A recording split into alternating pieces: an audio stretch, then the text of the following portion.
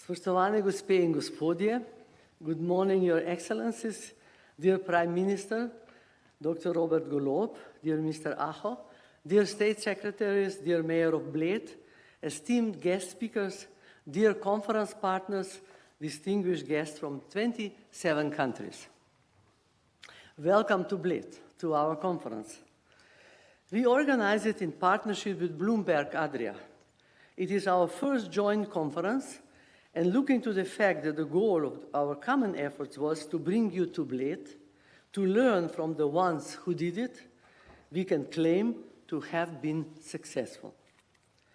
IEDC and Bloomberg Adria come from different spheres, but we meet on the point of relevance and quality of our services. Both organizations are also promoting to look to the quality of numbers, of investments, growth, and profits, and of course to the quality of life. IEDC is for 37 years already an international center of excellence in management development, a business meeting place, and a unique place where works of art complement a creative environment for creative leadership. We have been pioneers introducing business ethics more than 30 years ago already, sustainability, we did that when we got a Coca-Cola chair, and responsible leadership in our programs. To date, more than 98,000 executives from 100 countries went through our programs. We strive for education with impact. IEDC Bled School of Management is listed among the top 50 from 400 management schools in the WURI, that means World University Rankings for Innovation, and the 23 ranking of business school was announced yesterday morning. And we are particularly proud of the 16th place worldwide, 1-6. Thank you.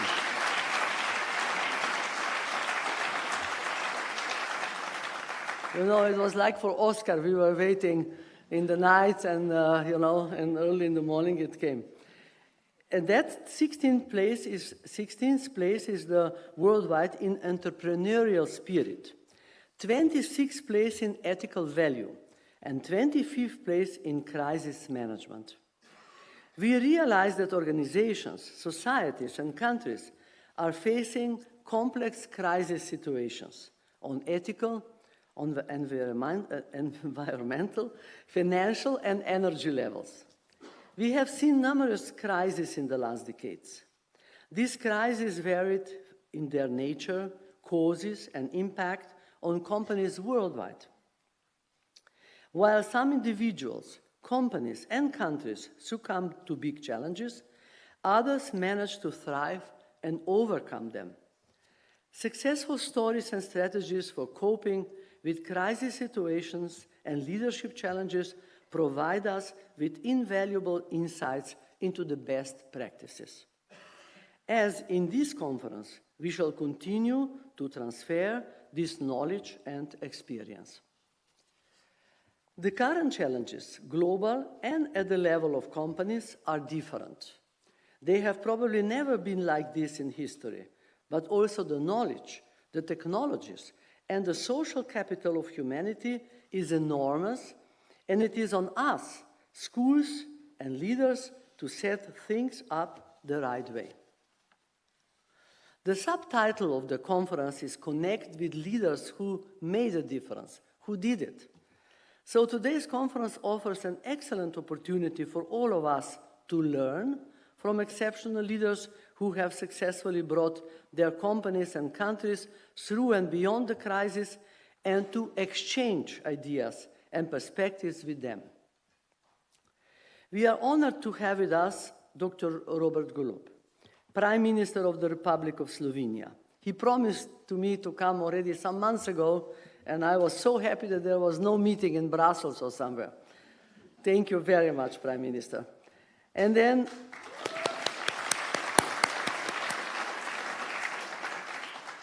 we are honored to have with us Mr. Esko Aho, the former Prime Minister of Finland, Mr. Mate Rimac, founder and president of Rimac Automobili and CEO of Bugatti Rimac. Mr. Muhtar Kent, former president of Coca-Cola Company. Ms. Karin Isabel Knopp, executive director at Harvard Business School. And Dr. Michael Stanley, director of Outreach and Engagement, Boston Society of Neurology, Neurosurgery, and Psychiatry. Ms. Victoria Zinchuk, director at the EBRD, and many other exceptional leaders and entrepreneurs who have, with their successful stories, proven that almost nothing is impossible if there is a dedication, courage, and knowledge, and a strong network. Our conference has received support from professional organizations in the whole region, including the Managers Association of Slovenia, AmCham Slovenia, the Slovenian-German Chamber of Commerce, AHK Slovenia, the Croatian Employers Association, HUP Croatia, and the Vienna Insurance Group, with which we have had a successful cooperation for many years, who have joined us as event partners and came here, a group of them, as our alumni, with their member of the board, Ms. Liane Hirner. I would also like to use this opportunity to thank the sponsors of the conference. M+ Group, exclusive sponsor. Elementum, it's a general golden sponsor. They deal with gold, so must be a golden sponsor. Salonit Anhovo, I shall not say they are cement sponsor, but they are a great sponsor. Tikve Wines, we have a friend still from the time of Stability Pact. We know each other, Muhtar Kent and him, and Sveta Janevski and myself, from Business Advisory Council, going to try to make peace through the economic development in Southeast Europe. And Sveta Janevski decided to send hundreds of liters of wine, the best ones possible, which we shall enjoy today here. So, jutarnji list, he knows that Slovenes like the good wines, but others too. And he's a keep, his people are also here. Jutarnji list, I also have to say, was a great sponsor of us, and Coca-Cola. Dear guests, I now leave the stage to the professional hands of Ms. Ksenia Horvat. And I once again extend my heartfelt thanks to all our speakers, partners, and participants for being a part of this exciting event. It is really fantastic. One of my former students just said outside when Peter Drucker was here, then when we had him online, in fact, but this was in '96, he said we didn't have such a big event. We are a boutique school, but it's good to have at least once a year such a great event, and I'm so happy to see you all here, really.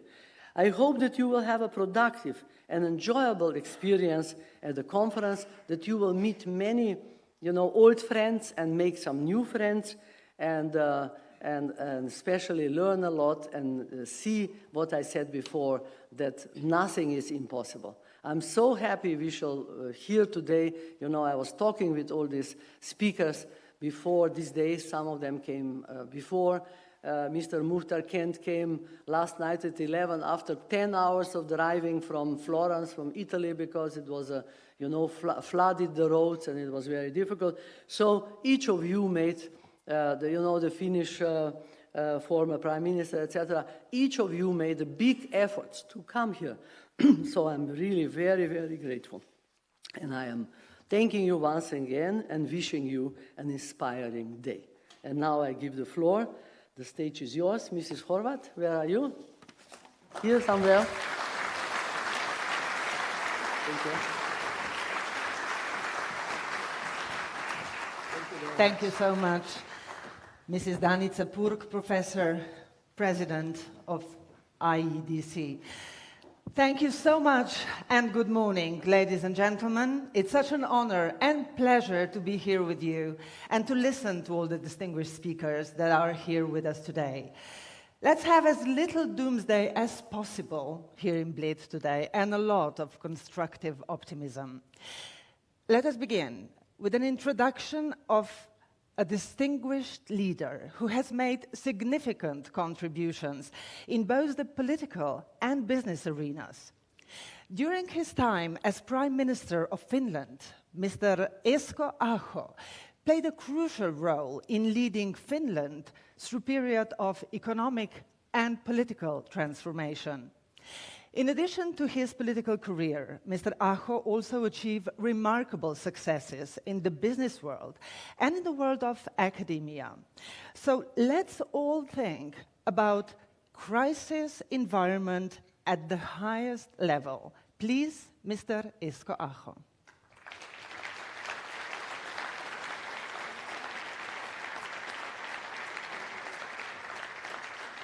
Thank you.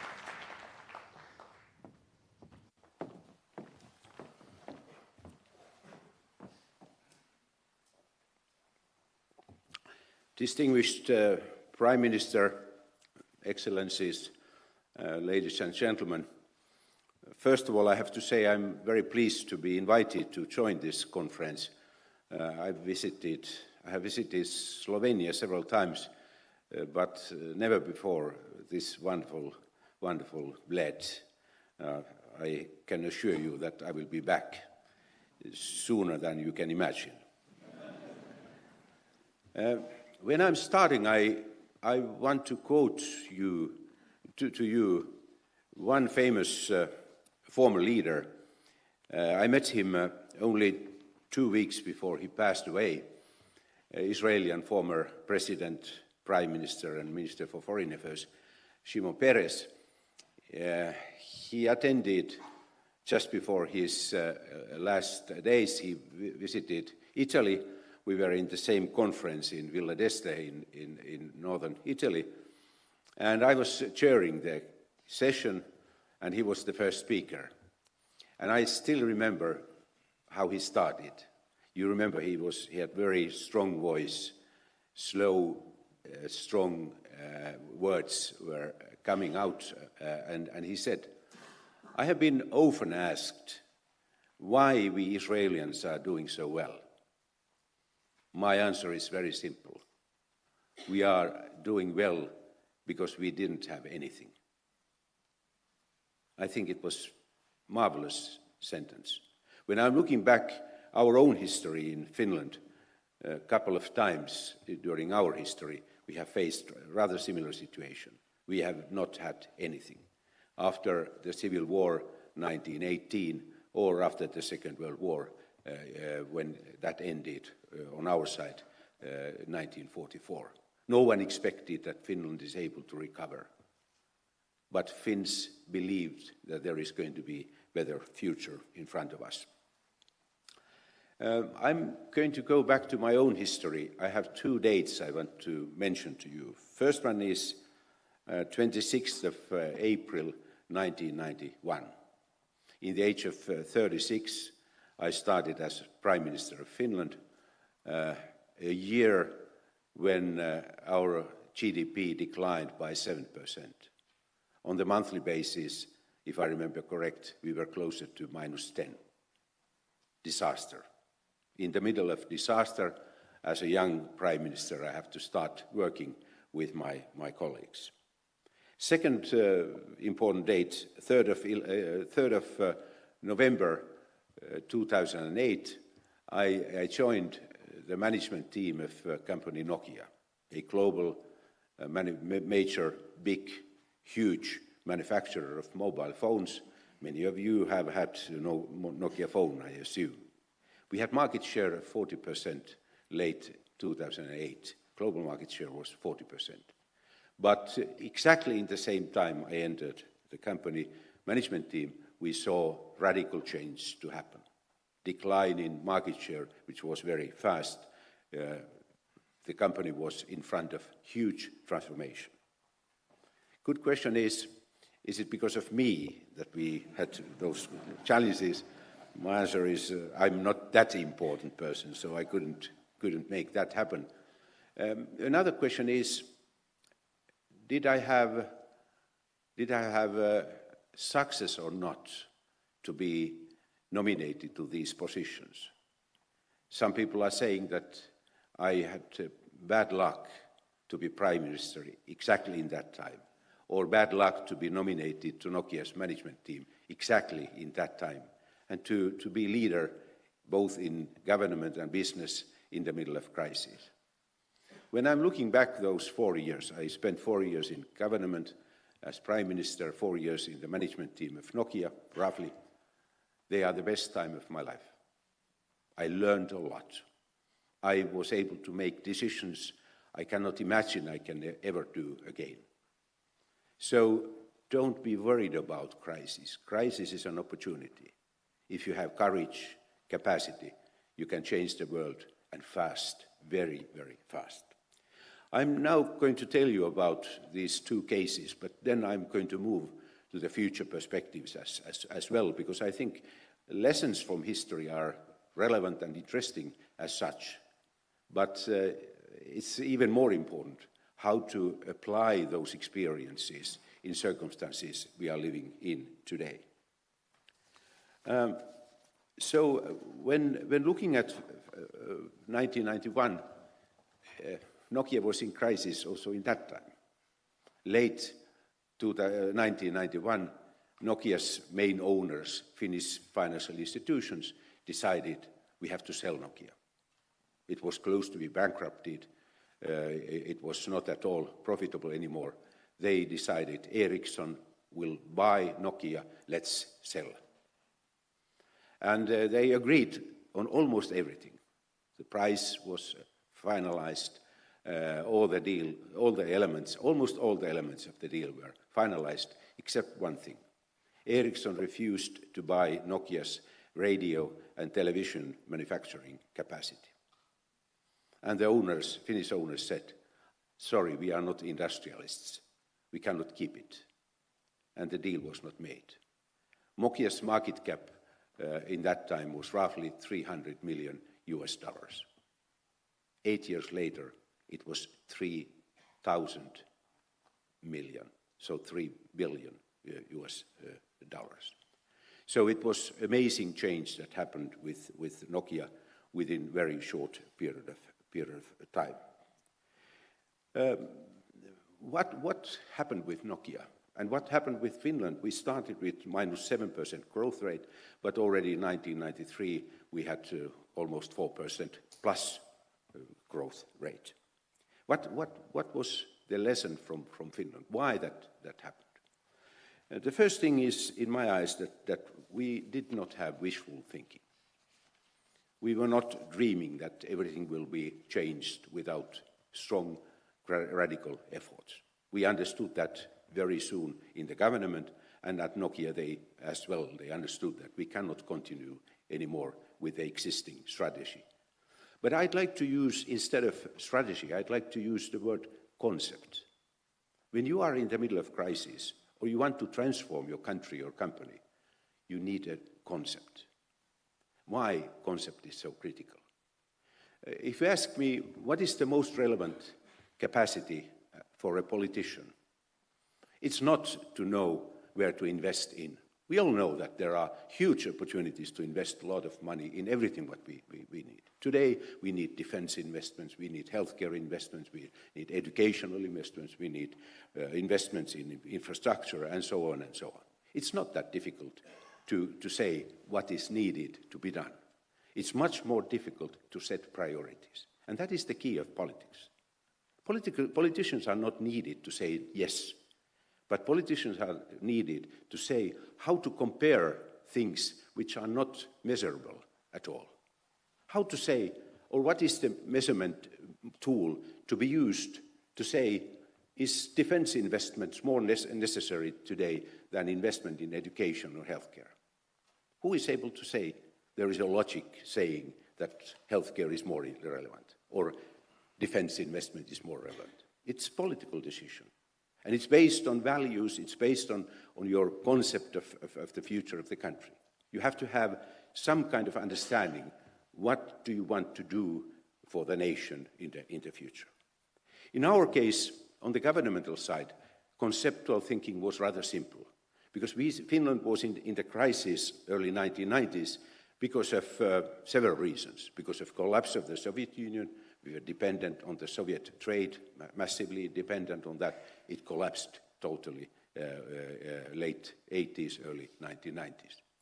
Secondly, we had lost competitiveness of our industries. Year 1991, out of 20 biggest companies in Finland, only 4 made profit. They made a bit more than 100 million euros profit, and other 16 were making roughly 1 billion euros losses. So our economy was collapsing in a way. So that was the second reason. And the third reason was that we had invested in the wrong way late 1980s. We liberalized our markets, and that opened access to debts, both national, local, and international debt. Debt levels were very, very high. We have to do something in order to get our economy back to the track. And we set a target. We made a conceptual analysis. Finland is able to survive only if we can expand our industrial base, which was shrinking all the time in the 1980s. We have to get more exports. The share of exports in Finland should be, it was on the level of 20%, it should be at least 35%. And thirdly, we decided that we have to get our public economy, governmental systems, local governmental systems to be much, much more efficient and to make savings in those areas. Painful process, but necessary to be done. What happened at Nokia at the same time? What was Nokia's conceptual thinking? Ericsson refused to buy, and Nokia had to do something else. Nokia had more or less five basic business divisions early 1990s. Mobile phones and telecom network represented roughly 20% of Nokia's businesses in that time. The rest, cable production, even paper, rubber boots, like it's well known that Nokia had even rubber boots production early 1990s. The new leadership, recognized that company cannot survive with all these five. They have to identify what is the best, what business divisions do have the best opportunities to survive in the future. And that was based on conceptual thinking. They didn't look at the present figures, but they started to analyze what's going on in the markets. And they came to the conclusion that mobile business is a huge opportunity for Nokia. And they analyzed that instead of 10 million mobile phone connections year 1990, there will be 50 million mobile devices available, or 50 million mobile phone users in the world by year 2000. Analysts who are always right, especially afterwards, they said, this is too optimistic. This is not going to happen. Nokia is dreaming. But Nokia saw that that's the only opportunity for a company to survive. They decided, let's invest everything in mobile business and telecom network business, and let's divest everything else. In spite of the fact that some of those businesses were profitable, even more profitable than mobile phone business. And then the rest is history. Instead of 50 million, we had 700 million mobile phone users in year 2000. When you had the concept which worked with 50 million, you can imagine what happened when the market was 700 million. It was a dramatic change, and it had huge impact in Finland's economy as well. What happened in Finland early 1990s, we were able to get what we decided to do. We got much, much higher share of industrial manufacturing. Our industry started to change.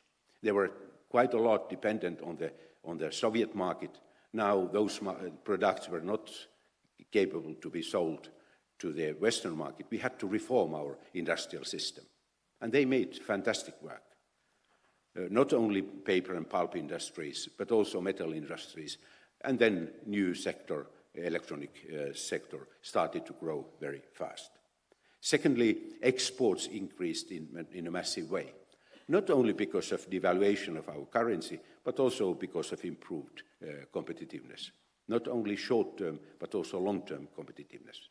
because we had one idea in our concept. We have to invest not only in the short-term competitiveness, but in the long-term competitiveness as well. That's why, in the middle of a financial crisis, a fiscal crisis, we decided that R&D spending will be increased in a massive way, and we will take care of educational investments as well. That was a political decision.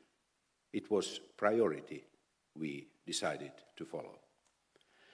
And third element, efficiency in the healthcare sector. Mr. Prime Minister, I can tell you how difficult decision-making in these areas are. I still remember discussion about special healthcare system in Finland, and that happened late to 1992. We decided that we need rather substantial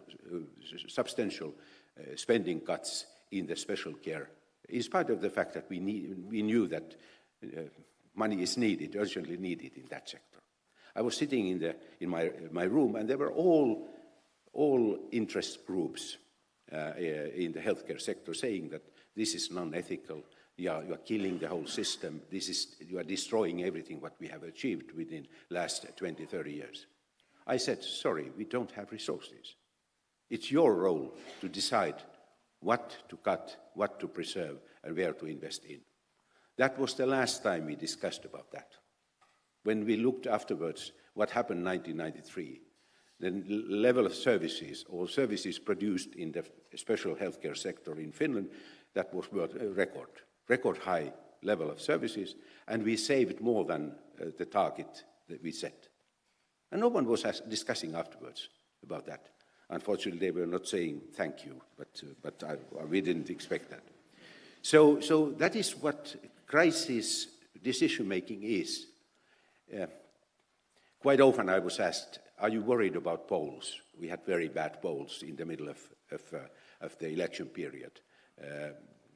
Luckily, we made much better in the elections, 1995, not well enough, but very well.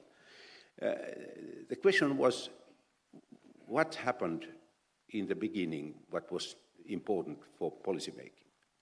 We decided we are not thinking about the next elections. We will completely neglect that aspect. Because in the middle of the crisis, not on the governmental side or in the business side, you cannot look at short-term achievements. Because on the short term, you will lose. But you have to rely that on longer term, you will succeed. Previous Prime Minister in Finland, who was heavily criticized recently because of his decisions, he asked me, Esko, how you were able to survive with these critics, all critics? I said, wait 10, 15 years, and then they are coming and they are saying everything was necessary to be done. I have seen that. It's so easy afterwards to understand those decisions, but when you are in the middle of decision-making, unfortunately people do not understand, and media doesn't like what you are doing. Because always, I'm returning back to this topic later, always there is much more stronger pressure not to do something than to do something. You will be encouraged not to do, but you are not encouraged to make reforms. So it's not reasonable to try to expect support from the public opinion. But as I said, when you have a concept, it makes it easier to set these priorities and to survive in the daily decision making, and also to motivate your colleagues to work in the right mode. When that is number one, or actually number two. Lesson number one was no wishful thinking. I think it's rather typical in the middle of the crisis that in the early phase we are underestimating our difficulties. And when the worst is over, we have another problem. We are underestimating potential to grow. That is very typical, and it always happens. First, people are saying, don't worry, we are returning back to normal soon. That is not correct. We are not becoming, in the middle of crisis, we are not coming back to the normal without major transformation. So the third element which is needed, I will only mention this, but it was very important, risk-taking capacity. And it's not only a question of financial risks, not on the governmental side or business side. You need money, for sure, to do right kind of things. And you have to do, on the governmental side especially, you have to make savings in order to have resources to be spent for some other purposes. But then it's about mindset as well. And that is a big problem, especially on the governmental side. Because our risk-taking capacity is rather low. It's even today, when I'm looking, for example, at healthcare, we need urgently new type of healthcare services based on modern technologies. And immediately, when something goes wrong, media is coming and hitting and saying, don't do that because somebody has killed because of overdosing, or there are some mistakes made in the system. But no one cares that every day people are dying because of mistakes made in the existing system. But in a way, we keep it as given that there are problems in the existing system. But we expect that when something new is going to be done, it must be perfect from the day one. It's not possible. If you can innovate without risk-taking, it will be very, very easy. But there is no innovation without risk-taking. You have to understand that something can go wrong, and you have to take that risk. And finally, fourth element, very critical one. And actually, one former UK central banker, he spoke about that. When we speak about success factors of companies or countries, we are very often mentioning the same things. You need resources, both physical and mental resources. You need skills, talents. You need good infrastructure and so on. But he had, as last point, a word which is very seldom used in these contexts. He said, we need patience.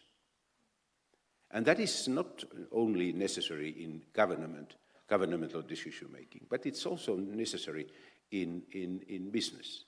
Patience, so that you understand that you are not able to do this year or next year best profits, because you have to invest for the longer-term returns.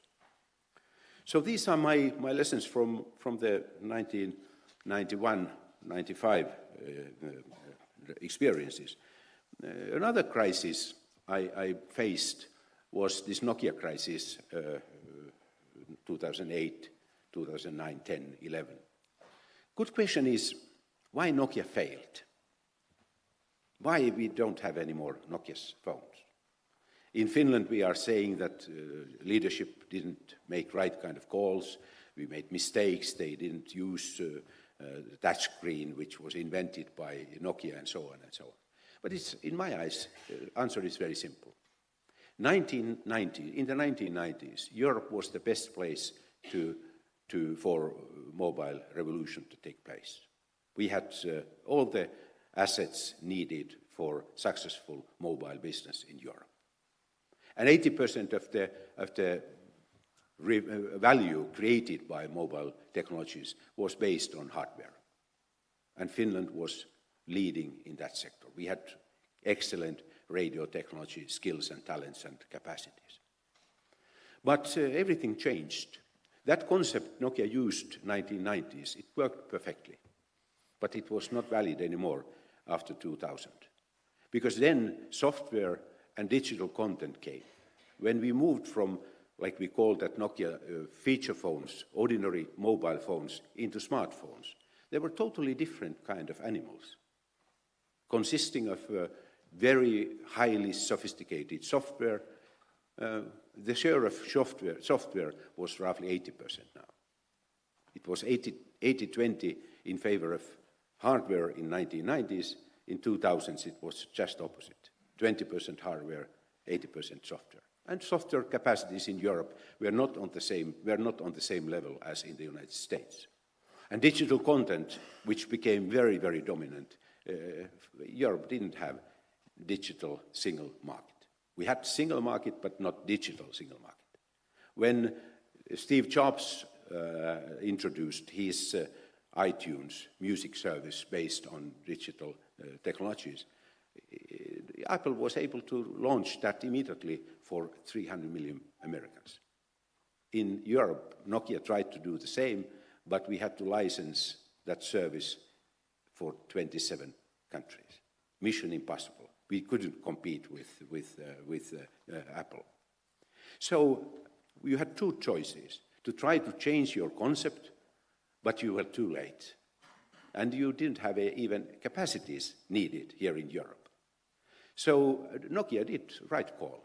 We have to change our agenda and our concept again. And Nokia moved to network business, which is a big global company today as well. And it left mobile business very fast. I was responsible for governmental relations in the board, management team or executive board. I had huge problem on my table. In the first phase, 10,000. Later on, additional 8,000 people lost their jobs. Globally, 18,000 people lost their jobs. And typical concept in public life is that try to do that softly. Try to take time so that people have time to spend at least a year or two in the company and then to try to find new opportunities. My lesson from the public sector and governmental sector was that don't do that. If you want to keep people too long where they are, their capacity to move on will be reduced. If you want to do something good for people, assist them to move to the next phase in their life as rapidly as possible. We had tested a project called Innovation Mill. We used Nokia's patent portfolio and provided for small and medium-sized companies to start using them. And that's why we initiated a title, Opportunity Mill. So our idea was that we are going to provide for all Nokians an opportunity to go forward, and we will support financially that change. Name was not very good. We all agreed on that, and I went to China. I was in the hall of the Great Hall of Chinese People's Congress, and I had 1 hour or two to find a new name. And I was looking around, and I started with A, B, C, D, and so on, and nothing worked. Then I started to look around. Can I identify something around me? And then I started to look at one big painting on the wall. There was a typical Chinese landscape in the painting. And there was a river. And I noticed there is no bridge over the river. Then I called back to Helsinki immediately. I said, Nokia Bridge. And that was the name for the program. And we assisted these 18,000 people to get new jobs as soon as possible. And we succeeded in a massive way. But even more important, we believed that many Nokians do have capacity to become entrepreneurs. That program created globally more than 1,000 new companies. 1,000 new entrepreneurs. In Finland, 400. Or actually a bit more than 400. I was looking carefully Oulu, which is one city, 200,000 people living there, growing. It has been growing with Nokia. And everyone said, this city is going to be killed. It doesn't have any future when Nokia is cutting down its headcount in Oulu. And 220 new companies were started in Oulu alone. We looked at these Finnish companies carefully. After 2 years, these new companies have created 2,500 new jobs. That was a remarkable result. And when Harvard Business School made a case study of this, I always remember what Professor Sandra Sacher said. She has not ever seen that kind of division of labor, so that the leadership of the company was able to be concentrating in transformation of the company and its business. And then we had to separate element, Nokia Bridge, which was taking care of these people and succeeded in that. Conceptual, completely conceptual thinking based idea. I was very lucky also to read an article in the Harvard Business Review early 2011 when this bridge program was introduced. It was written by famous Harvard Business School Professor Michael Porter and then Professor Kramer.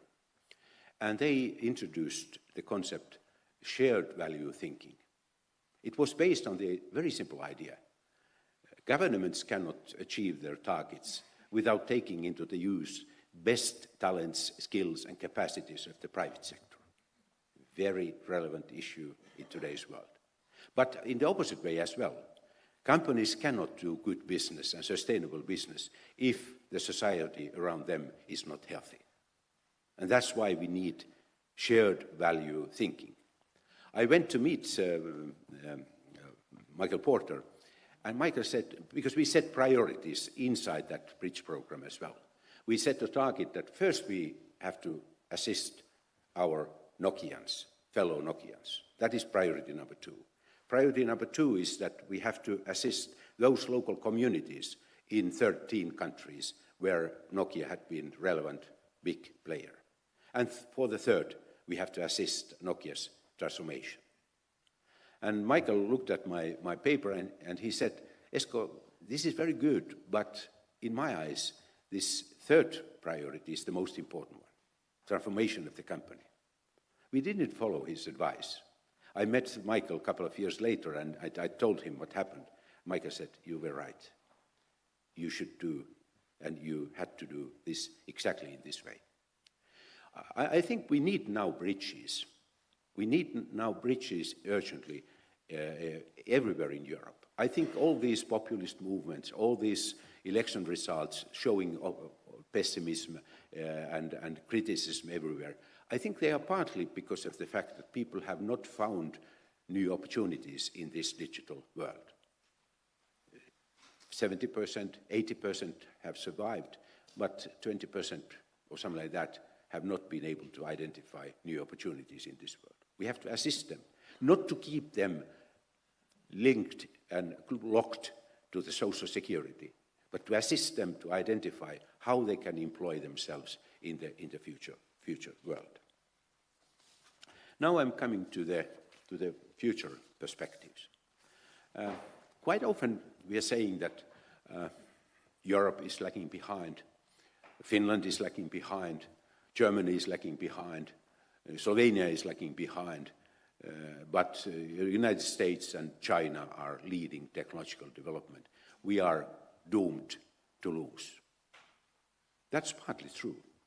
If you look at invention capacity, which is the most relevant in creating some new technologies, yes, that is true. China and America are leading. Europe is lagging behind.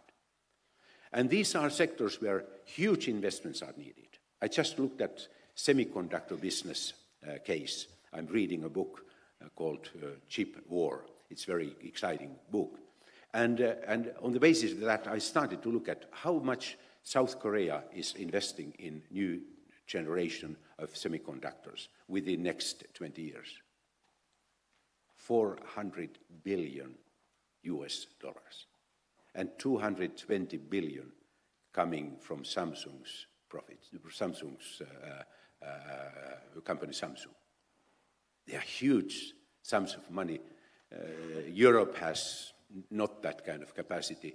We are not able to challenge South Korea or the United States, which is also doing huge investments in semiconductors. China is trying to do the same in order to fill the gap they have today.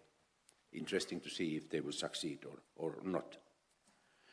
But inventions are critical, and they are creating these, I call them general purpose technologies. They are technologies which are relevant as such, but which are applied in different sectors, and those applications are creating a lot of opportunities. And that is the story of innovation. So inventions and then innovations. Unfortunately, even in the field of innovations, Europeans are lagging behind. Our capacity to apply technologies in a most efficient way has not been on the level it should be. We have to improve our performance. I'm afraid that, at least on the short term, we are not able to compete with China and the United States in a massive way. That's mission impossible. Unfortunately, Europe has made mistakes. As I said, for example, lack of digital single market is one reason why digital applications, digital innovations in Europe are much, much less than in the United States or China. But then there is third eye, and that is extremely relevant eye in today's governmental and business work in Europe. It's implementation. How to implement technologies, how to do daily decisions in a way that we can take maximum out of technologies. And that implementation is based on several factors which are in a rather good shape in Europe. We have a rather well-educated population, and all people do have access to education. If you compare Europe with the United States and China, there is one major difference. Both China and the United States have set a target to be on the top, but they don't care what happens with the last 25% or 20 to 25% of the population. We are trying, and we have succeeded much, much better in giving good education for all. So we have skills and talents needed. Secondly, trust is very critical. When implementing new technologies, trust is extremely relevant, so that everyone is on board, everyone is able to support those applications. And the areas where we need applications are quite critical. I will return back to those areas, indicating what we can do. And then small is beautiful. It's not always scale which is most relevant. Sometimes small is much more efficient than bigger entity. I met Greg Barrett, who was president of Intel. He visited Finland frequently because his wife was ambassador to Finland. And he said, Intel has tried to do a lot in the healthcare sector and following the healthcare sector development. And to the United States with 300 million inhabitants, it's too big. The United Kingdom with more than 50 million, it's too big. Finland with 5 million is perfect. The only problem is that we have not understood that. We are dreaming that we are like America or like the United States. We have to stop dreaming about that, dreaming about size and scale. We have to concentrate to those resources we have because they are relevant, they are critical resources. Then, what are those areas where implementation can take place, where we have best potential available? I will return back to these GPTs because it's very important to understand the role of these general purpose technologies. I read, when I was in America, I read a book about Chicago, how Chicago, which was a small, not even town, it was a small village until 1830s, how it became number 1 or number 2 in the world within 50 years. The reason is very simple: railways. Implementation of railway systems and let's say utilization of railway systems was the basis for growth, extremely rapid growth of Chicago in the especially in the late 19th century. 2 persons have to be mentioned. We all know the name Rockefeller. What Rockefeller invented? Nothing. He did not invent anything, except he went to Pennsylvania, where origin of the oil industry existed. He went there, had he understood that railways, chemical industry, and oil, when you put them together, you can create a very successful business. And he did that. It was implementation. It was not invention of anything. It was not even, in my eyes, it was less innovation. It was very much about implementation. Carnegie did roughly the same with the steel industry, using railway systems and taking benefit from those. It's easy to see backwards what kind of role railways have played in different parts of the world. Now we have railways as well. We have digital technologies. They are like railways 150 years ago. And AI is going to be combined with that in the future. So one sector where we can do a lot is industrial manufacturing. They are saying that we are already digitalized our industries. It's not true. We are in the first phase of that. And AI is coming. Please, if you are operating in different business sectors, look at those opportunities. Look at what you can do in the future. You are like Nokia in early 1990s. And the same in the government as well. We can improve efficiency, quality in a massive way if and when applying technologies. There are two governmental areas where the best opportunities exist. Healthcare. By the way, I have a birthday tomorrow. I'm going to be 69 years old tomorrow. I'm not feeling to be very old, but anyway, they are facts. But I'm confident that when I'm going to be 85, I need a lot of services. But they are not produced like today. And they must be based on some other model. Because when I was born, we had in Finland 2,585 plus people. When I graduated from the high school, they were 7,500. Year 2000, actually today, in Finland, we have 150,000, a bit more than 150,000, 85 plus people. When I'm going to be 85, after 16 years, we are going to be 340,000. You can imagine that the model developed for 150,000 or less, it cannot work in circumstances like that. And I'm optimistic that digital services and especially AI, they can create a lot of services we need. And then what is important to be remembered as well. Healthcare has one aspect, which is, and social care as well, which is important to be remembered. And it is human touch is future opportunity or future special service. So we have to reserve our resources for that, because that cannot be compensated by technologies. Everything else can be, but human touch cannot. It's the luxury. It's the luxury of the future. Education, again, roughly the same challenge in the field of education. When I went to school, we had, in early 60s, we had one class, one teacher, one book. If you were not able to follow that teaching model the teacher had, you were lost. In today's world, it's not anymore necessary. We can personalize everything. That is the most important qualification of digital technologies applied today. They are making it possible to move from standardized into personalized services, solutions, and products. We have seen early phases of that. Think about, for example, healthcare, cancer treatment.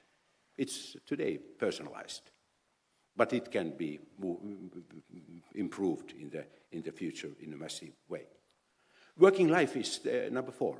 Who was able to imagine that 10, 15, 20% of people are able to move rapidly to remote working when the crisis hit with COVID?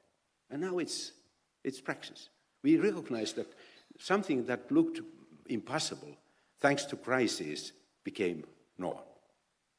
And it's also based on technological change. Sustainability is one thing. I don't believe that we can solve the problems by saying, stop doing that. We have to start doing right kind of things. And that process is going on, especially in the energy sector. I can see rapid change in Europe, which is taking place in my own country as well. And there are many elements in that. maybe the most important one, how fast wind power is increasing in our country. When I was a board member of Fortum, the biggest electricity producer in Finland, 2008, 2009, I spent six years in the board. I remember when we discussed what is the future of electricity generation. I tried to say, why don't we invest in wind power? And they said, Esko, you don't understand technological rules. Wind power can take maximum 1% of the total generation capacity by 2020, and you need a lot of subsidies in order to do that. Last year, 16% of our electricity generated in Finland based on wind power. 40% increase only in one single year. And 2-3 years ago, we were rather substantially dependent on Russia import. And now it's over. We don't import anything, but we are self-sufficient thanks to that. Quite often those who are excited about nuclear power, we are using that in a massive way in Finland, but they are saying that nuclear is good, wind is not. It's not true. Wind is different. Hydro is different. We have to understand different roles of these. And I think it's only a question of time when somebody is able to create and to utilize this market, huge market opportunity. Yesterday, electricity companies had to pay for consumers because the price was on the negative side.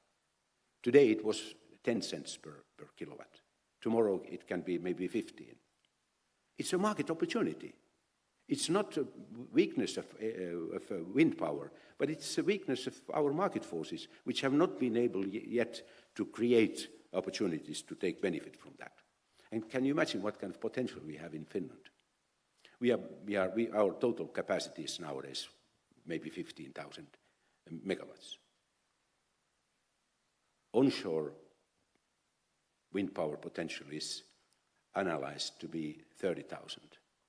And offshore 50,000, without any single penny from the taxpayer's pocket.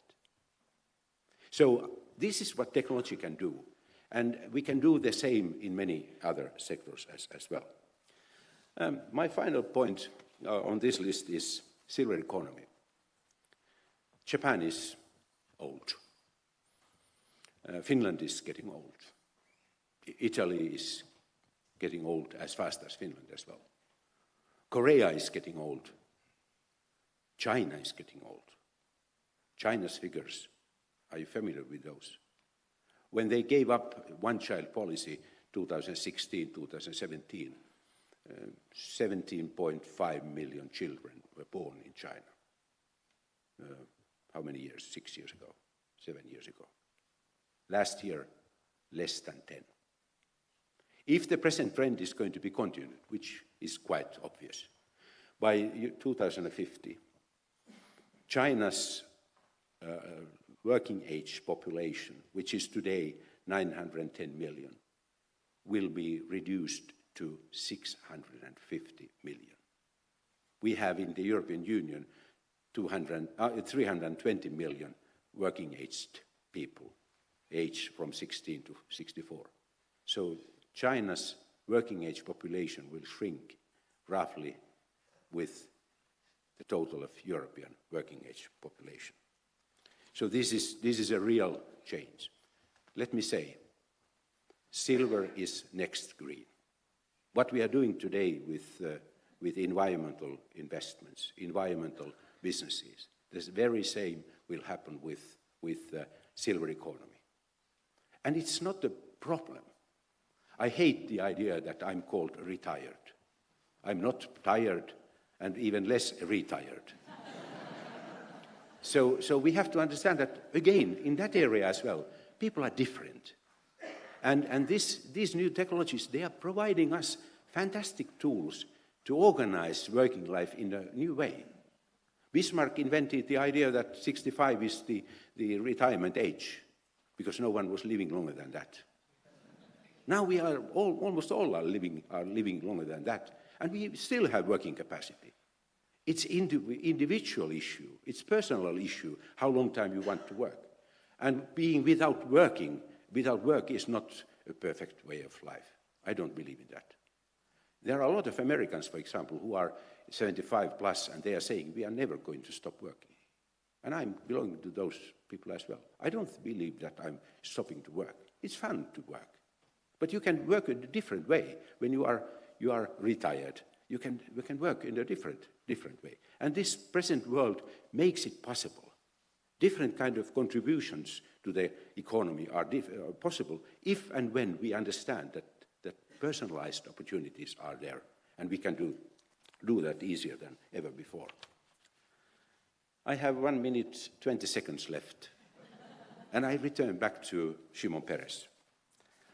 This is about optimism as well. And I think this rule, he said, I think we can apply that rule not only in personal life, but this rule can be applied in nations' life as well. He was more than 90, and he was still active in politics and public life. And somebody asked him in Italy, Mr. Peres, how come you are able to work in the age of 90 and to be so active and so innovative? And he replied by saying, a person is young as long as he has more dreams than memories. Keep that in your mind. Thank you.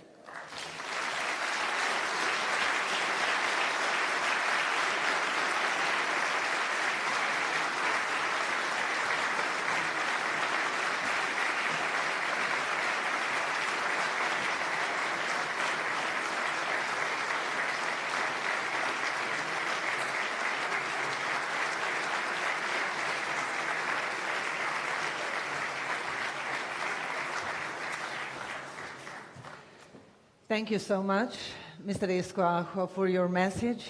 Don't be afraid. We like that.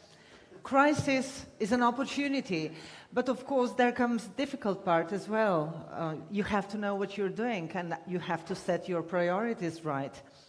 Let's see how Mr. Mate Rimac is doing it, the visionary entrepreneur behind Rimac Automobili. With groundbreaking innovations in electric mobility, Mate Rimac has redefined the industry. Today, we have the privilege of hearing from Mate Rimac himself as he shares his insights on the future of electric mobility. Mr. Rimac will join us online, and Marco Perosic from Bloomberg Adria will ask him very interesting and very relevant questions, of course. Mr. Perosic, can you please join me on the stage? And ladies and gentlemen, please fasten your seatbelts.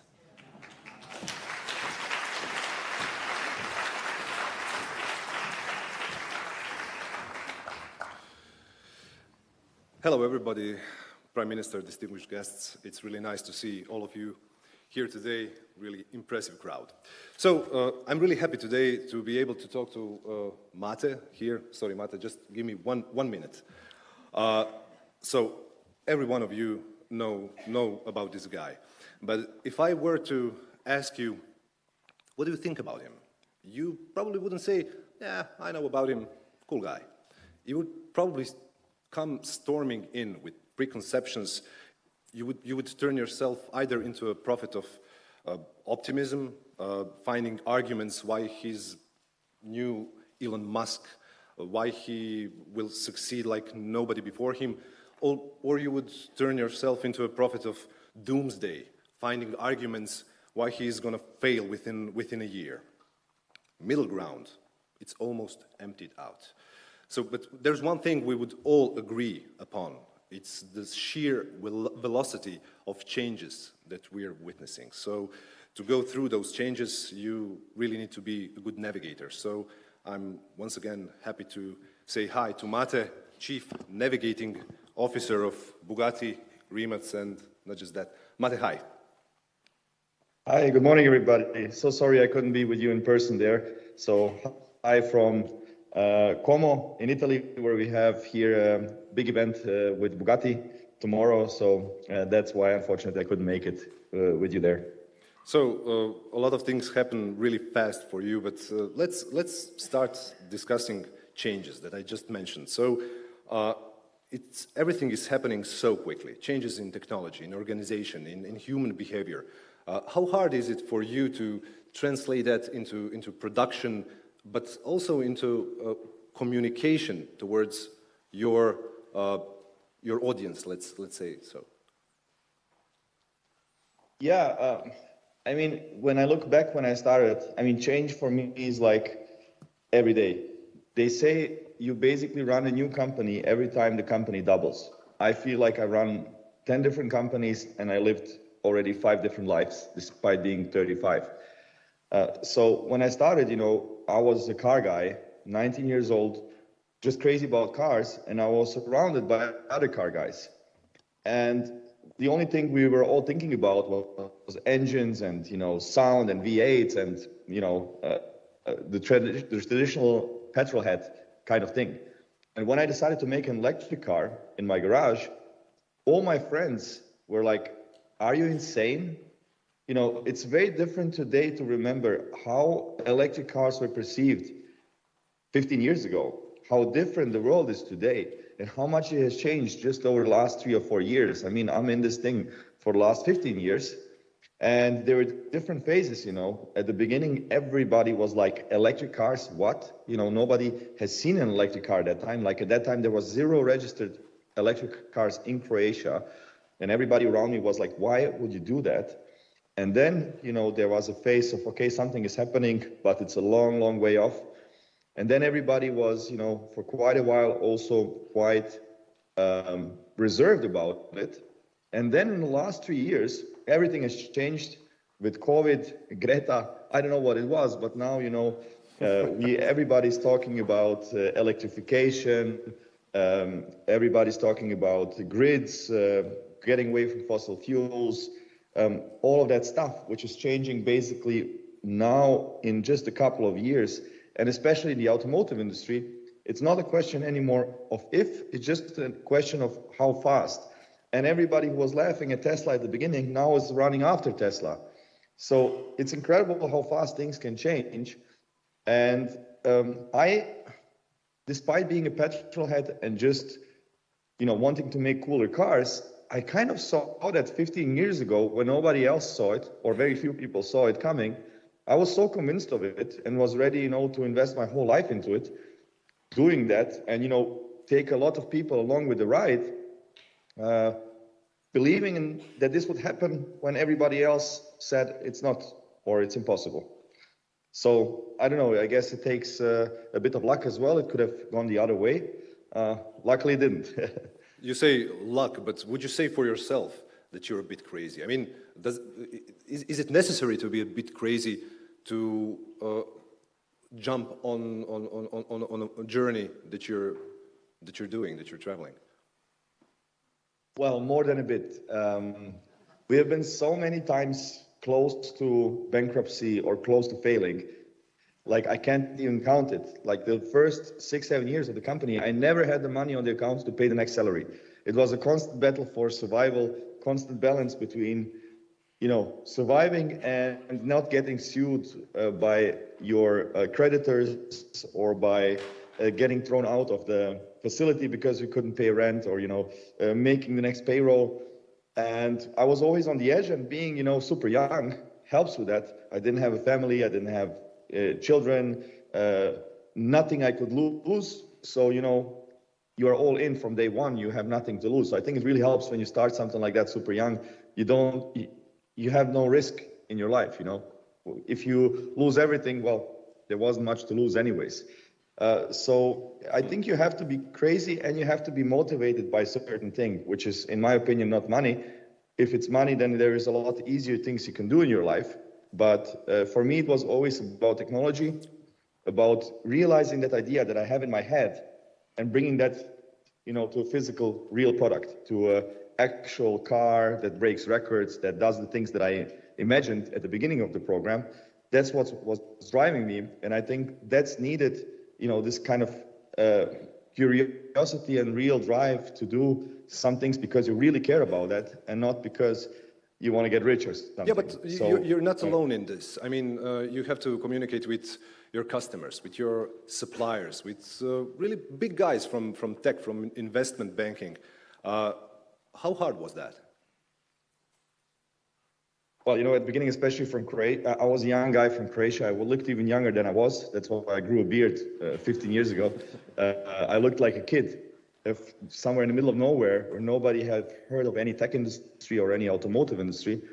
And, you know, I walked my way through. I knew no single person from the automotive industry, nobody. I didn't know an engineer. I didn't know an executive. I didn't know any one single person from the industry.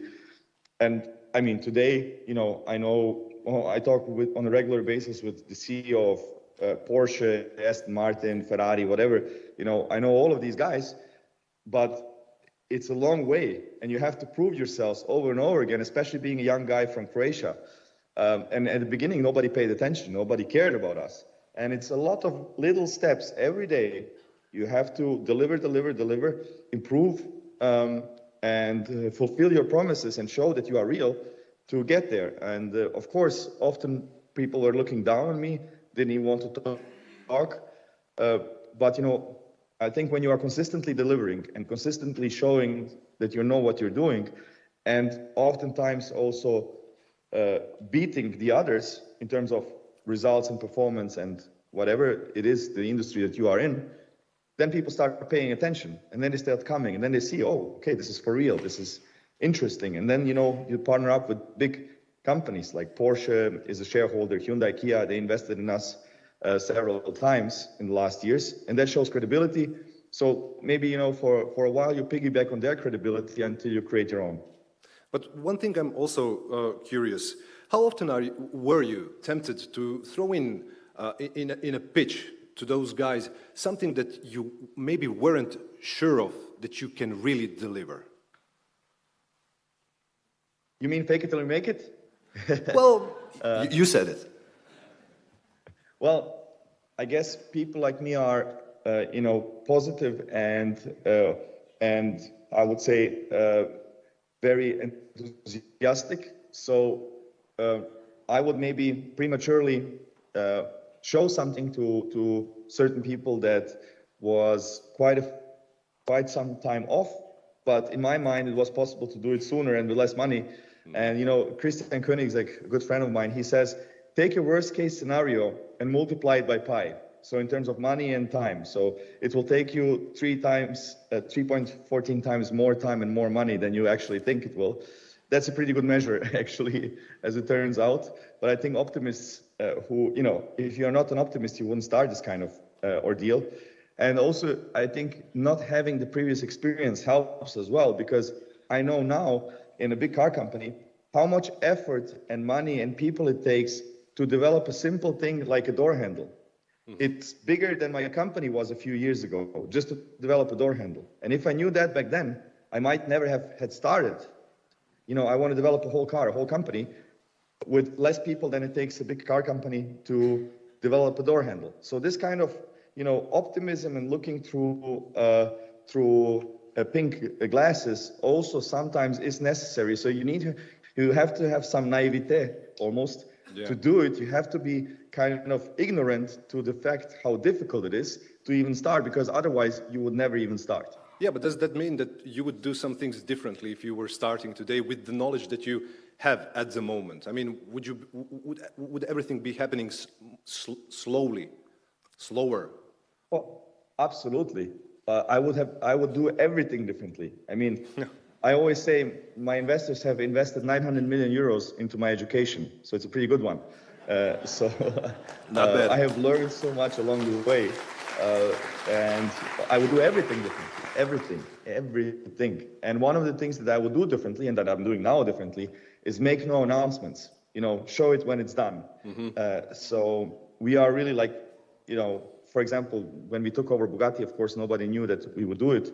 We showed it once it was done, despite being 3 years in the working. And we have so many things now in the working that will be surprises for many people when it comes out.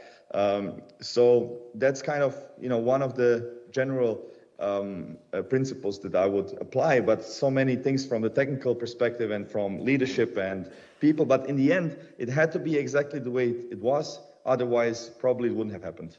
Admit it, Mate, your PR crew are often angry at you, right?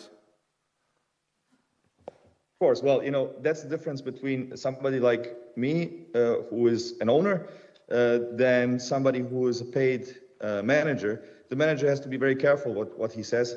I don't give a damn. So whatever I think, I will say it. You don't care about the money that you might lose that way. I mean, it's a luxury to be able to say I don't give a damn, isn't it? Yeah, absolutely not. Well, I live by my principles. So, yeah, one example. I made every penny I live off with electric cars. But I'm often here also to criticize the environmental impact and environmental benefit of electric cars. A couple of years ago, we had a global experiment almost, where nobody was moving. All the planes were shut down, grounded. There was 70 to 80% less traffic in cities. Nobody was driving for several months. The global supply chains stopped. Ships weren't shipping, boats weren't going anywhere. And that effect is almost impossible to replicate, or will take us decades and decades to replicate by going electric. And the effect of all of that, of the whole world economy coming to a grind, of society coming to a grind halt, was 5% of emissions reductions. 5%. And it will take us decades and trillions of investments into the grid, into one of the biggest industries in the world, which is automotive, to transform it into making electric cars, to reach anywhere near that effect of COVID. And yet, we are, as a society, obsessed with it. So, as an optimist, you always think the best solution will win. Unfortunately, with Germany, for example, shutting down its nuclear power plants, I cannot believe that such a smart country like Germany is doing that, or has been doing that. And we can see the same thing now, I think, in other fields happening. So, I'm very open to say, as somebody who's in the electric car industry, who's living off electric cars, and who benefits from electric car hype, I'm also, open to say that I wonder if that's the best allocation of resources and some of the smartest people in the world, and so many trillions of dollars to invest there, if really our objective is reduction of emissions. One more thing, you said the last time we talked, you said that you're proud that you remained in Croatia. So I want to know two things. First, what would be better? Because I'm sure some things would be better if you left. And the other thing, what would never happen if you had left? Well, I would say that looking back, that was probably one of my biggest mistakes. I'm proud that we managed to do it here because it was so much more difficult, and because I'm a patriot and always was. But I made my life super difficult because of that. Because there was zero existing talent. But okay, we made it up by being enthusiastic and, having the drive to show that we can do it. That it's not only possible in Germany or the US or, I don't know, Sweden, but that it can be done in Croatia. That was our drive. Like, we'll show everybody. But, there was zero talent. And it's not just about talent in terms of, talent in terms of experience. Of course, there were smart people, and there are smart people in Croatia, but they have no experience. And it's not just technical experience. It's also, try to find somebody in Croatia who can, build up a global supply chain, or who can hire an international team, in HR, or manage complex production. This doesn't matter if it's cars or whatever, or logistics for such things. So it's really like we have to build so many things up from ground up in Croatia. Then there was no access to capital. So there was no investors and basically no government support, especially at the beginning. No supply chain, no customers.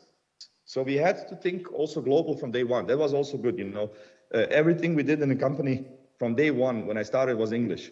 Everything, we knew we couldn't survive by doing anything locally. We had to think on a global market. And I think that's good for these small economies like Slovenia and Croatia, We cannot look locally. You know, when people come to pitch me their ideas today and, you know, they want me to invest in their companies, if they are focusing on the local market, that's a red flag from me. I don't want to even look at it. You have to think global from these small economies. You cannot build a substantial company by looking locally. So that was good to have that perspective and to have that drive to show we can do it. But all these other things made it a lot harder. Plus some mindset things, you know, we were both communist economies 30 years ago, and that still leaves some marks. Yeah, I have to seize the opportunity now, and you mentioned support from the government. So here we have a Prime Minister of Slovenia. He's listening to you very carefully. So your message to governments, what would it be? What kind of help, what kind of changes in legislature you need?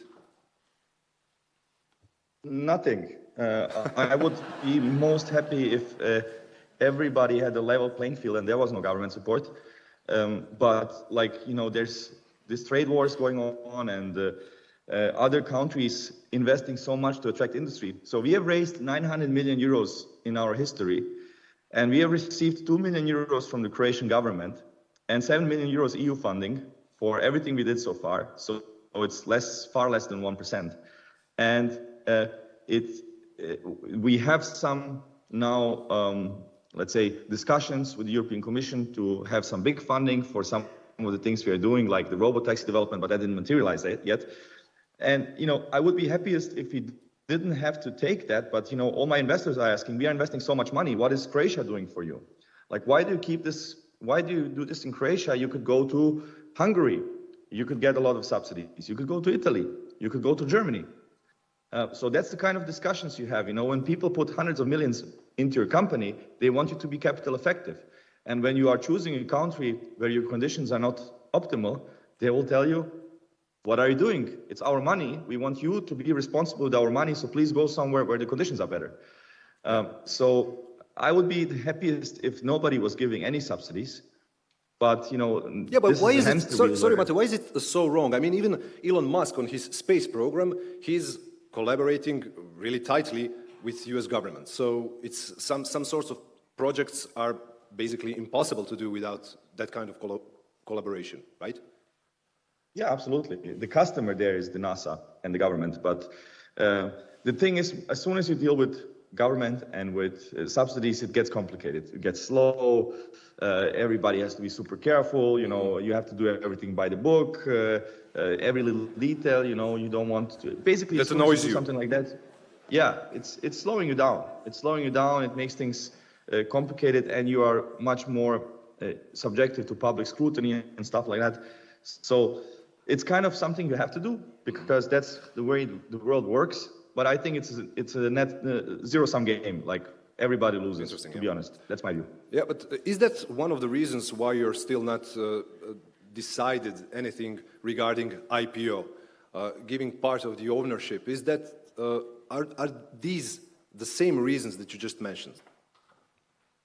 Maybe just to finish on the previous one, just to say one thing that maybe the government should do is education. So invest in education, in the best people, you know, to attract the talent, also internationally. You know, why wouldn't people come to Slovenia and to Croatia from everywhere around the world to get their education? Our education system, at least in Croatia, is totally inadequate and could be so much improved. Like that's something that would really help. And, you know, to make it easy for foreigners to come to our countries. We heard before how the population is shrinking, how our populations are getting old. We need to get populations from other countries where populations are growing, and we need to make it as easy as possible for them to come here and to get educated. I think that's something that's super important. IPO, you know, I always said I'm building a company for 100 years, and now with Bugatti we have basically a company that's 114 years old. So I don't care about next year or in 2 years. I don't care about the stock price in 2 days, whatever. I care what the company will be in 2050, what the company will be in 2090. That's my horizon. And I just think the time is not right. You know, I know exactly where I want the company to be in 2027, 2029, 2030. And I believe that there will be much better points in our history to do an IPO. So you're not afraid regarding finances so far and investments? No, we have really, I mean, we raised over €500 million last year, and the company has achieved many milestones since, so we are fine. So you said that you know where you want to see your company in a 5 or 10-year period. Can you share something of those visions with us now? If you remember what I just said before. Yeah, I did. So I'm trying to provoke you, and let's see if I can do it. It's called consistency. No, well, I mean, we want to be the leaders in what we do, and that's high-performance electric cars and the technologies and powertrains, and help big car companies go electric, help them go from the transitioning in the best possible way, also for the consumers to have the best products. So we believe that a company like Porsche or Hyundai or BMW, when they work with us, they get better products in the end. They come faster to the market with better products that have a better, in the end, position for the customer. And I hope that will be a significant factor also in the Croatian economy. We are building the campus, which is the biggest industrial building in Croatia. We are looking for a new location for an even bigger factory. We want to expand and, conquer the world. Conquer the world. I will note this. So in order to remind you, yeah. One more thing. You still. I mean, you said a few times that you still think that you haven't achieved real success. I believe that's the quote. What's real success for you? I mean, if you haven't achieved any success, I mean, who did? Well, it's two things, basically. One is, I know what the potential is and where we can get, and I know that we are still quite far away from that we still have a long way to go to get to that point. So much more that we can still achieve. But on the other side, also, the companies have to be self-sustaining and not depending on investors and cash flow positive. Bugatti Rimac is that. Bugatti Rimac is profitable and cash flow positive. Rimac technology, the rest of the company, so where we make the batteries and so on for other car companies, still requires a lot of investment, also to build factories and do those kind of things. And that's why, that's the second factor. I believe we are not at the goal yet. And it's still a long way to go, but it's primarily because I know what's in the books yet, what we can do in the future and how far we still have to go. I always say we are just at the beginning. You might see a lot of stuff. Just yesterday, we announced we broke 23 world records. This kind of stuff, amazing things that we are doing, but it's just, chapter 1 for me is still not closed. It's just chapter 1. Still chapter 1. It's going to be a really long book. I hope so. I hope so. One more thing, just for the end. Last time also, when we spoke, you said that you're redesigning petrol engines. So that means that you still think that ICE isn't dead. Petrol is still living, alive and kicking. Well, that's Bugatti. An average Bugatti owner has 40 cars. He has 2 jets and three boats. I think there's no doubt that cars will be electric. And also what you asked at the beginning of, consumer behavior changes or actually society changes. I think a big change in society will also be ownership. People will not own cars in the future. Currently, the car is the second biggest asset you have in your life after your house or after your flat. So owning a car in the future, I think, will be something that will be more as a hobby, as a luxury, as something you really want, not something you really need. Similar to a horse. People used to own horses for hundreds of years. And then today you can still choose to own a horse, but very few people do it. So all cars will be electric, or most of the cars will be electric. And many cars in the future will also not be owned, but they will be operated and used by the users. But there will be special breed of cars that will be still with a combustion engine that are more about the artistic side of it, the quality, the sound, it's very luxurious, special vehicles. Mm-hmm. And it's like, watches. I have an Apple Watch here and can show the time better than any mechanical watch. It can give you so much more than any mechanical watch can, but you still pay a lot more for a beautiful Audemars Piguet or a Glashütte or a Rolex, and that's the difference between a normal electric car and a Bugatti, let's say, that will still be the mechanical piece of art. When you say normal electric car, are you going to enter into the arena with Elon Musk? I have to ask you just this is now really the end, for your reaction. On your video, when Nevera broke 23 records, right? Am I right? Elon Musk tweeted LOL. What do you reply to him? Well, I know Elon, and healthy competition is always good for the. What do you think it's so funny to him? No, somebody asked him if he will be able to break our records with his car that he announced in 2017, and he responded, LOL. So let's see. The game is on. We hold the records now, and interesting. Yeah, when you hold records, you put a big sign on you, like target. Hit it here. So everybody's now going after us, of course. But this is not the last, trick we have in the sleeve. But to be fair, Tesla is producing millions of cars. It's actually the Tesla Model Y has been the most sold car, not electric car in general, in Europe in Q1 of this year. Incredible, something that would have been unimaginable 5-6 years ago, that they dethroned, Volkswagen, Renault, Opel, whoever. All the European car companies are behind. So the Tesla Model Y being a quite expensive car, it's actually more than double the price of the next car after it in Europe. It's really incredible. So I'm not downplaying their achievements whatsoever. I'm a big fan of Elon and of Tesla as well. But we are, making luxurious cars for the few selected is not going to change the world. It's inspiring, it's pushing technologies, yes. But then, we help big car companies go electric.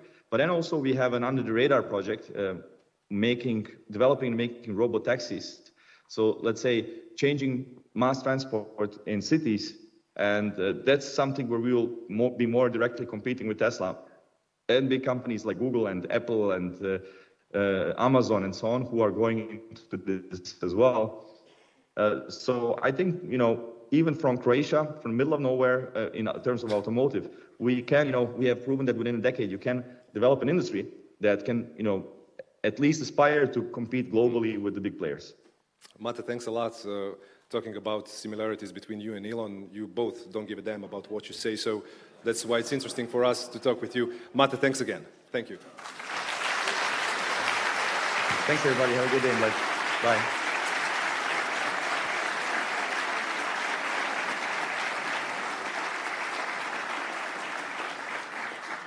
So, as I said, always interesting to talk to Mate. I hope you all enjoyed the interview, and thanks once again.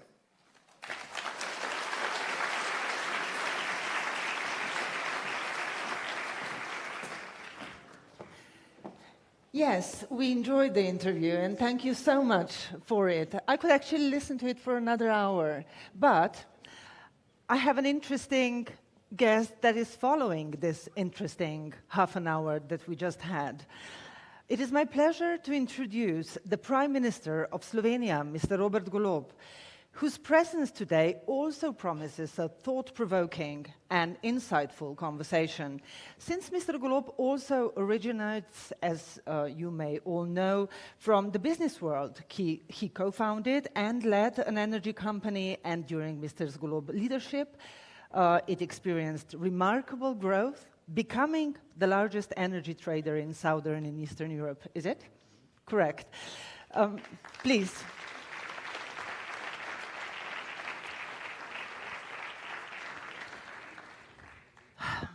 After hearing, mogoče samo to, lep dober dan, gospod predsednik vlade, seveda bi midva zdaj lahko kakšno uro lepo slovensko se pogovarjala, ampak imamo vso to mednarodno publiko, so we have to speak English, of course.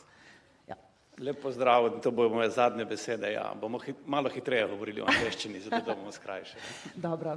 Okay, we have heard two very different but very inspiring examples of moving from, not in both cases from the crisis to something good and interesting, but from different backgrounds. So could you tell me, was there something from Mr. Aho or Mr. Rimat's experiences that you would say, oh, I've been through that. I know what he's talking about right now. Let me start with Mr. Rimat, and just saying that after listening to him and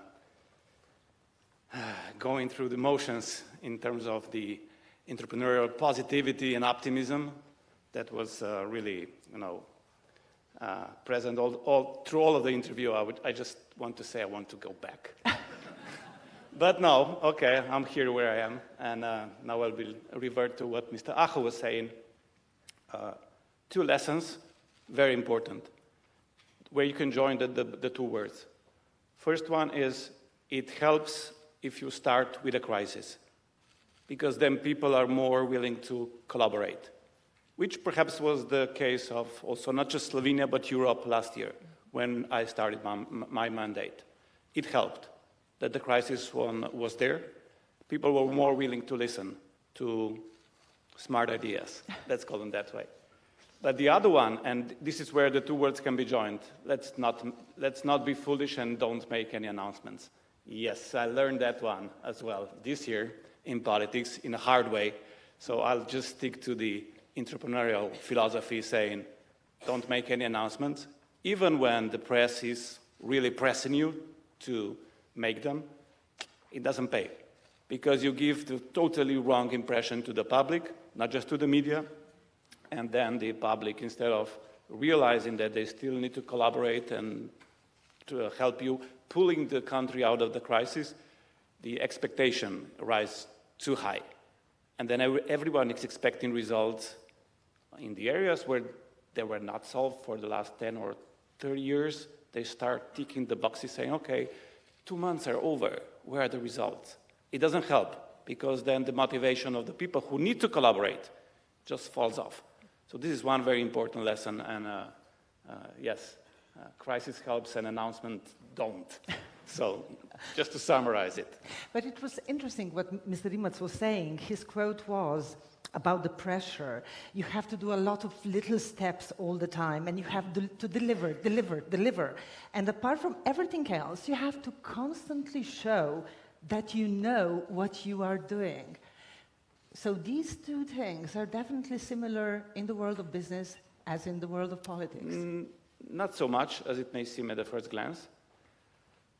One thing that helps is that you are a positive person, and I am totally positive. That helps a lot. It helps you personally, but it also helps your surroundings.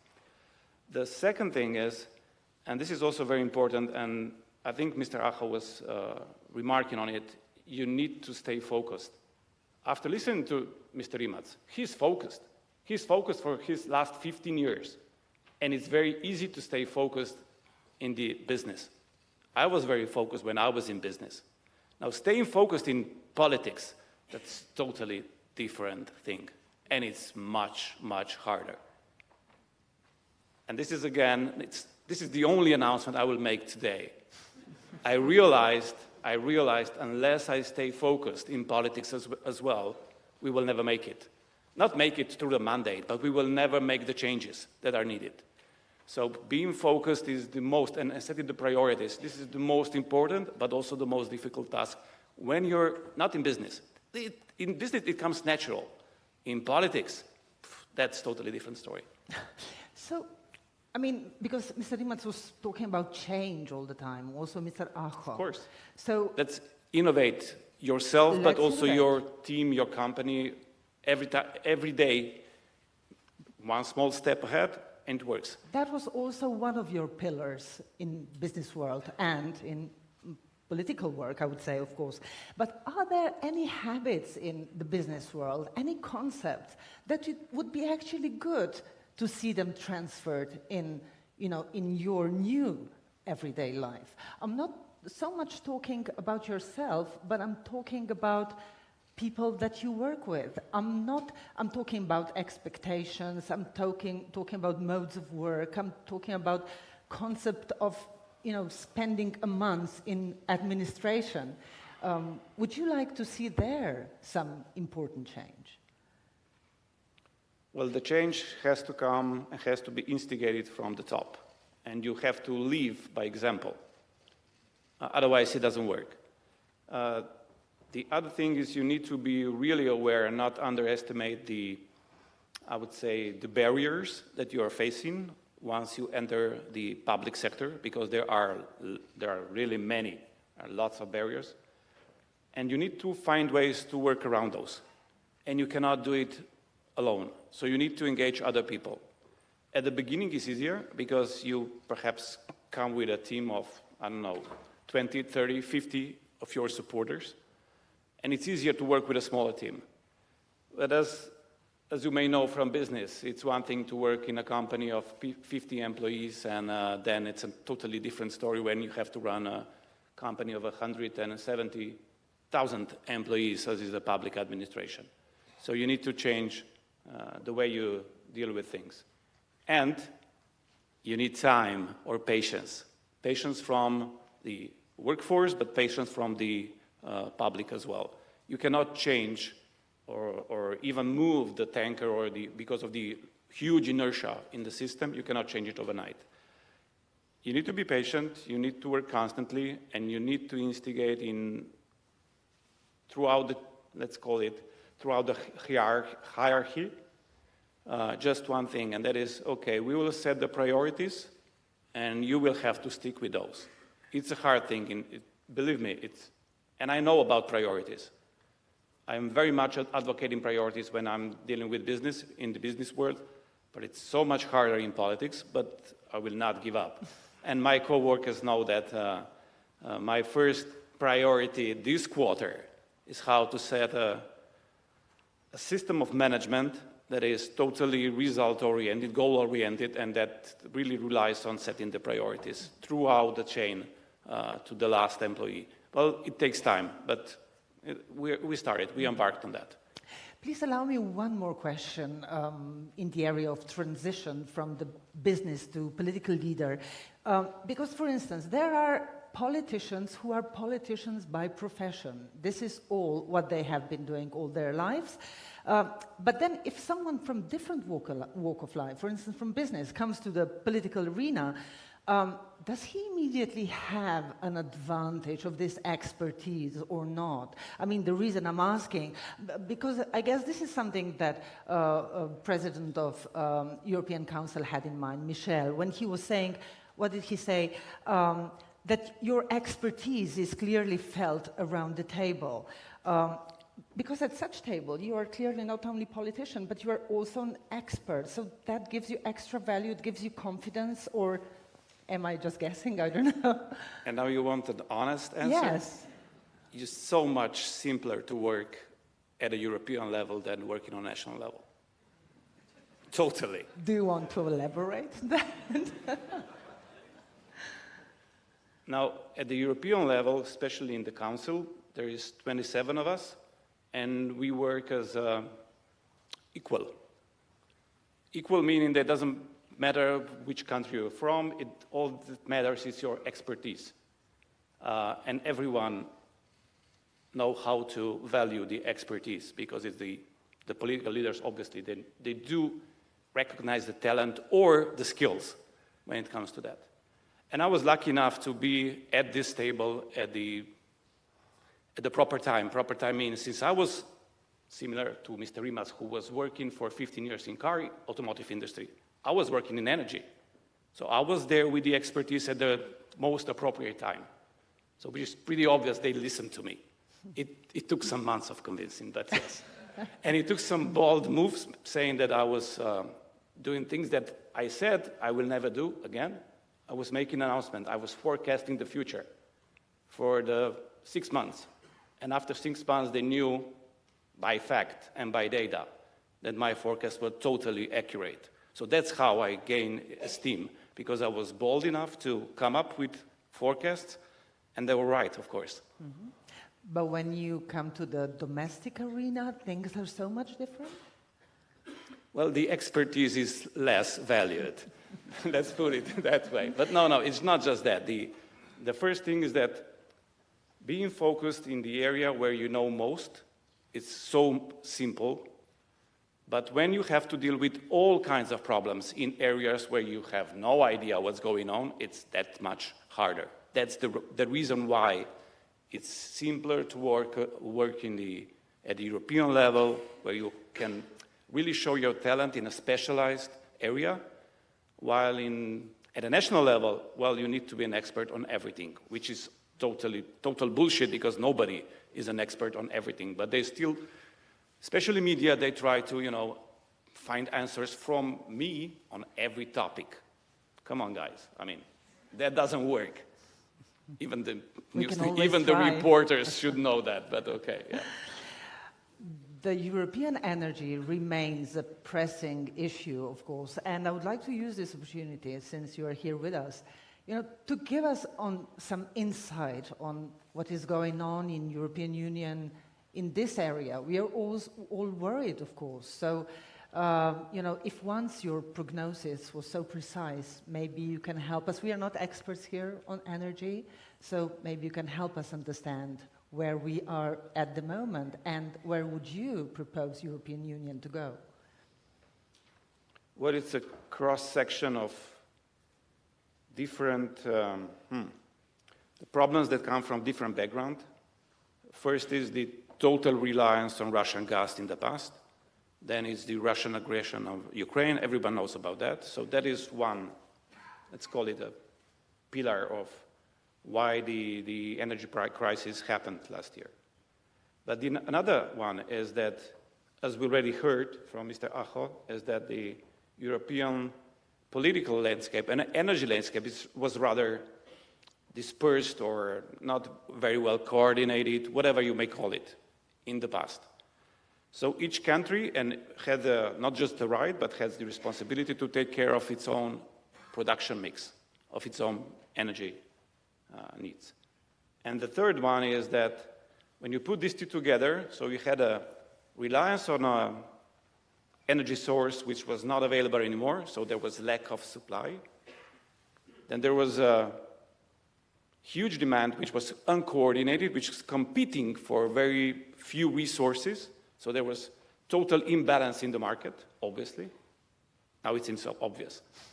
But then there was also big money, hedge funds, who obviously saw this in advance, who obviously took total, but when I say total, it's total advantage of the situation, and they really got rich on us. It all started to happen even before the war actually began, but it just exacerbated. It just got worse and worse afterwards. And during the summer last year, it was obvious to everyone, but nobody knew how to act. And since I'm from the energy trading community, and I have lots of friends, and I know everyone there, I knew. And it took us some months, took us some long nights in Brussels to convince everyone that they should follow, that we should be united. That was first. Never be fragmented, never work independently. We need to work united. And it's not as easy as it seems, especially not in the area where everyone was acting independently for the last 70 years. So it was like, we need to stay united, we need to send one message, not to the public, but to the markets. So we were really sending the signals, the point was, we need to realize we are addressing the speculators. So we are sending the messages to the speculators. We need to get the speculators out of the markets. And yes, we succeeded at like 2 o'clock in the morning after. And that's a good thing, because you know how they make you work in Brussels at the council? They lock the doors. You cannot leave unless you come to an agreement, a very good one. It helps a lot. No, believe me, because some of the leaders who are advocating against the unity, they just fell asleep. Have you ever tried this? Fell asleep? No.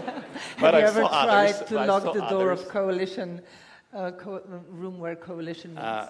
It doesn't work that way at the national level, but yes, we locked some doors a couple of times. But more importantly, coming back to this Brussels experience, and the point was that unity and solidarity. Unity, we need to stay united, and solidarity saying, whatever we decide, everyone will do it because it's going to be good for everyone.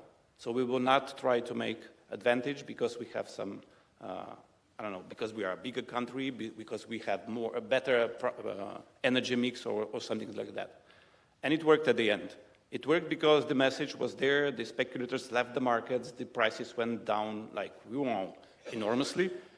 Plus, there are some, we also undertook some medium-term measures like joint purchases, saying that, okay, when we purchase new gas supply, then we will act jointly. So there is a joint procurement going on right now, orchestrated by the European Commission, which was never done before. Before, each of the leaders went to Qatar by its own. It was not just about cutting the emissions of the jets and planes coming to Qatar. It's about having the power, the market power of purchasing when you act as a joint purchaser. These kinds of measures really brought us to a situation where, like 3 months ago, everyone was saying, okay, we got through the winter of 22 and 23, but the next one is going to be much harder. Is it really? Nope. Because of these medium-term measures, which is, again, united and based on solidarity. So actually it works. If you show some restraint in taking short-term advantage, but also when you really work together. Prime Minister Golob, you have said earlier that you are a very positive person. Doesn't it show? Yeah, it does. I'm not disputing that at all. But, the title of this conference, which is not just here, but it's from Doomsday to the new Optimism. Look, the positive persons, we thrive during the Doomsdays. Okay. Because we really stand out, because everyone else is like, wow. Okay. And we are like, wow. Okay, we are lucky enough in our part of the Europe, we are still not sort of in such a crisis that we could really call it doomsday, hopefully.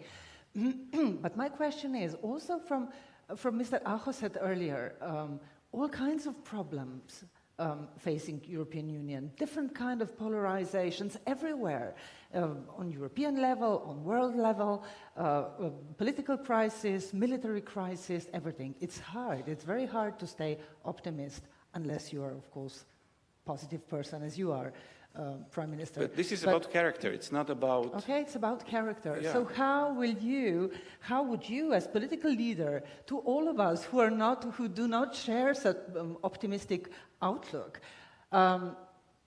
how would you help us to sort of make this transition, let's say, to this new optimism, how to be constructive about the future, in spite of all the things that are wrong at the moment?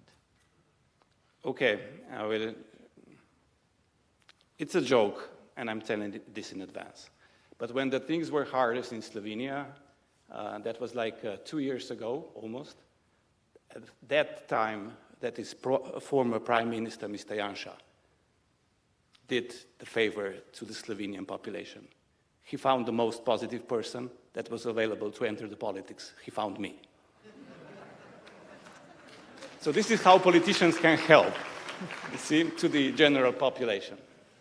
But the thing is that if you're a positive person, first thing is you need to stay who you are. And being a leader, that means that the positivism will really, sooner or later, translate to majority of the population.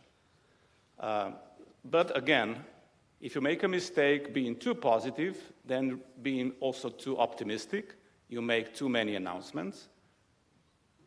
That's a trap that it's better to be avoided, okay? No, every coin has really two sides. Even the positivity can be, in a way, negative if it's applied in the wrong manner. So we need to be, in that regard, attentive. Yeah. But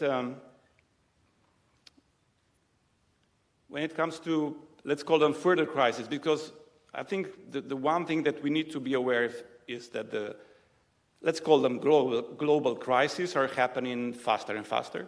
Practically there is no year where a global crisis would be on the horizon. The thing is that, again, we shall not and never lose focus. And focus means that there is one crisis only one which is really global and long-term and we need to be aware of, and that is the climate crisis.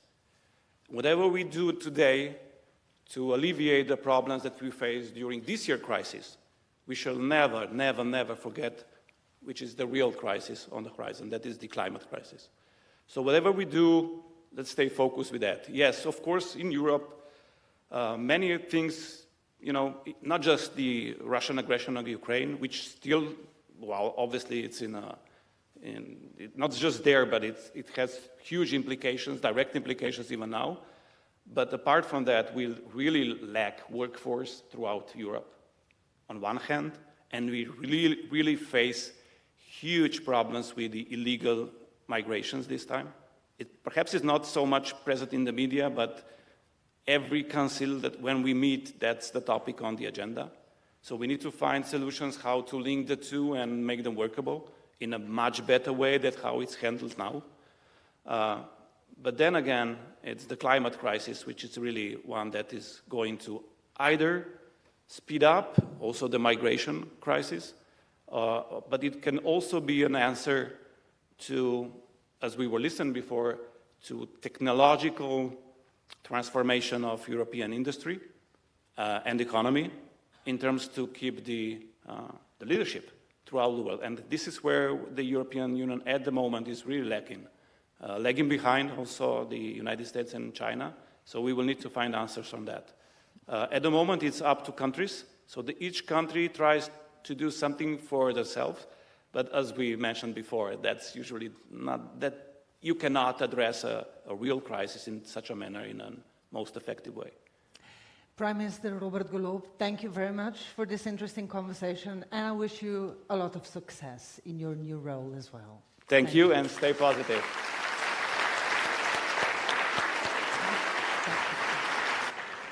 Srečno.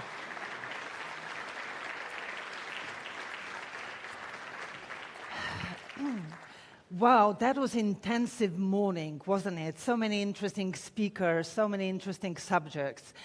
What we would like all of you to do at the moment is to recharge. So go out, grab a coffee or tea, and please come back in half an hour. Thank you.